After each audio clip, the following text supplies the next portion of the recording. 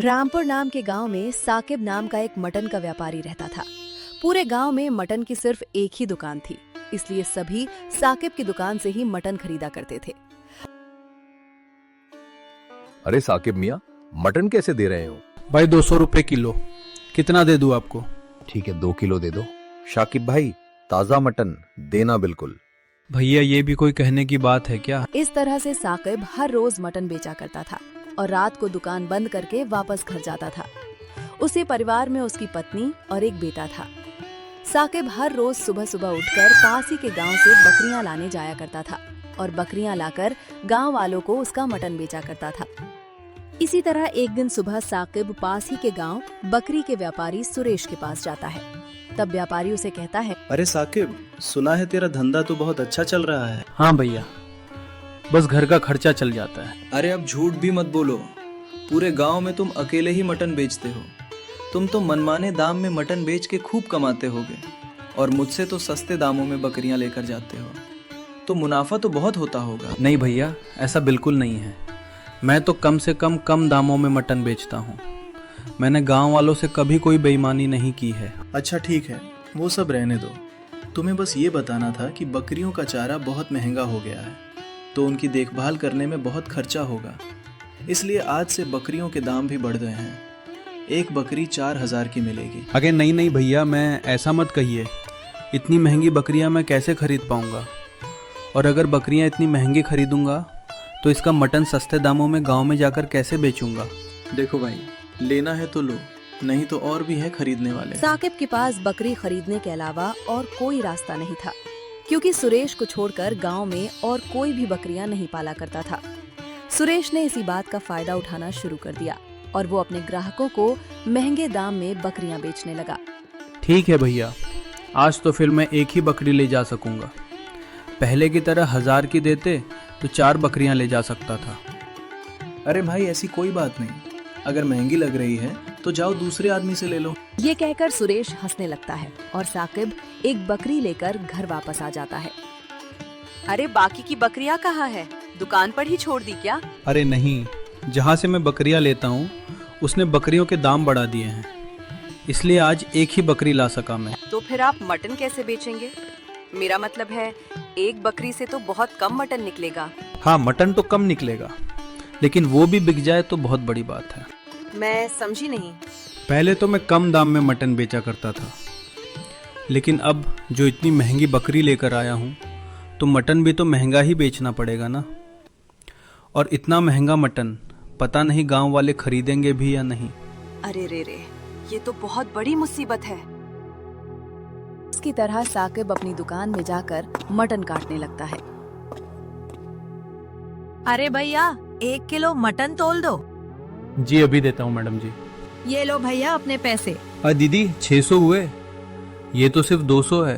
क्या 600? ये कब हो गया? अभी परसों ही तो मेरे पति 200 में लेकर गए थे। 2 दिन में ही दाम दुगने से ज्यादा हो गए। मजाक कर रहे हैं क्या भैया? अरे नहीं दीदी, ऐसा नहीं है। बाजार में बकरियों के दाम बढ़ गए हैं, इसलिए मटन का भी दाम आज से बढ़ गया है। अर्निंग दे दो भैया, मुझे नहीं चाहिए। ये इतना महंगा मटन अपने पास ही रखो आप। इतना कहकर वो औरत बिना कुछ लिए ही वहाँ से चली जाती है। कुछ समय बाद और भी ग्राहक साकिब के पास आते हैं, लेकिन महंगा होने के कारण कोई भी उससे मटन नहीं लेता और सब उसे भला बुरा कहकर उसकी दुकान से चले जाते हैं। अरे ये क्या, ये तो सरासर लूट मचा रखी है। इससे सस्ता तो शहर में मटन मिल जाएगा। शाम हो जाती है, लेकिन साकिब की कोई बिक्री नहीं होती। तभी वो देखता है कि बकरी बेचने वाला सुरेश उसकी दुकान के ठीक सामने मटन की दुकान लगा रहा होता है। ये देखकर वो हैरान हो जाता है। आ जाओ, सस्ते में मटन ले जाओ। मटन बिरयानी बनाओ और मजे से खाओ। आओगे तो पाओगे, नहीं तो बाद में इतना सुनते ही पछताओगे। सभी गांव वाले सुरेश की दुकान पर मटन खरीदने के लिए लाइन लगा लेते हैं। अरे भैया, मटन कैसे दे रहे हो? 200 रुपए किलो तो दे रहा हूँ भाभी, कितना दे दूं? अच्छा, तब तो 2 किलो दे दो। अरे भाई, मुझे भी 1 किलो मटन तोल दो। अरे भैया, थोड़ी मटन करी बना लेना और थोड़ा मटन बिरयानी बना लेना। 4 किलो ले लो, 400 ही होंगे। आप इतना सस्ता कैसे दे रहे हो? आज से पहले आपको देखा भी नहीं इस गांव में। वो सामने की दुकान में तो 600 का 1 किलो मिल रहा है। अरे भैया, हम बाकियों की तरह ठग नहीं हैं, बीवी बच्चे वाले आदमी हैं। एक एक पैसे की कीमत हमें अच्छे से मालूम है। मैं नया हूँ, लेकिन मटन हमेशा पुराने दाम पर ही आप सभी को बेचूंगा। सभी लोग बहुत खुश होते हैं और सुरेश की दुकान से मटन लेने लगते हैं। साकिब को कुछ भी समझ में नहीं आ रहा होता है। जब सुरेश की दुकान पर भीड़ कुछ कम होती है, तब साकिब उसकी दुकान पर जाता अरे है। भाई, आपने ऐसा क्यों किया भला? मैंने क्या किया? मैं तो अच्छा खासा यहाँ मटन बेच रहा हूँ। बकरियों के दाम तो बढ़ गए हैं ना, तो फिर भैया आपने मटन इतना सस्ता कैसे बेच दिया? ऐसा करने में तो मुझसे कोई भी मटन नहीं खरीदेगा और मेरा व्यापार बंद हो जाएगा। तो फिर एक काम करो, तुम अपना मटन मुझे बेच दो, मैं सारा मटन खरीद लूंगा, वो भी 300 में। अरे भाई, ये तो सरासर घपलेबाजी है। मैंने पूरे 4000 देकर तुमसे बकरी ली थी, 300 में मैं तुमको सारा गोश्त दे दूंगा, तो मेरा तो घाटा हो जाएगा। तो फिर भाई तुम रास्ता नापते बनो। वैसे भी थोड़ी देर में मुझे दुकान बंद करके घर जाना है। साकिब अब बुरी तरह से फंस चुका था, इसलिए मजबूर होकर उसने सारा मटन सुरेश को 300 में भी दिया और दुखी मन से घर वापस आ गया।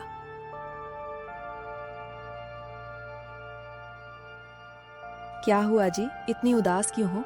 बिक्री तो अच्छी हुई ना? पता नहीं ऊपर वाला हमसे किस गुनाह का बदला ले रहा है। ऐसा क्यों कह रहे हो? साफ साफ बताओ ना क्या हुआ है। साकिब उसे सारी बात बताता है। अब तो दोनों को ही कुछ भी नहीं सूझ रहा था कि घर कैसे चलेगा। उधर सुरेश भी दुकान बंद करके अपने घर पहुंचता है तो उसकी पत्नी सीमा उसे कहती है, आ गए पतिदेव, लाइए, कितनी कमाई हुई है, इधर दीजिए। अरे भाग्यवान, कभी पानी का भी पूछ लिया करो। ज्यादा मचमच मत करो। सीमा नाम है मेरा। नौकरों वाले काम कराने हो तो इतना कमाओ कि घर में नौकर रख सको। तुम भी ना, अच्छा छोड़ो, आज तो पहले से भी ज्यादा कमाई हुई है, पूरे 6000 मिले हैं। अच्छा जी, आज कौन सी गपलाबाजी करी तुमने? सुरेश उसे बात बताता है कि कैसे उसने सस्ता मटन बेचकर साकिब का धंधा चौपट कर दिया।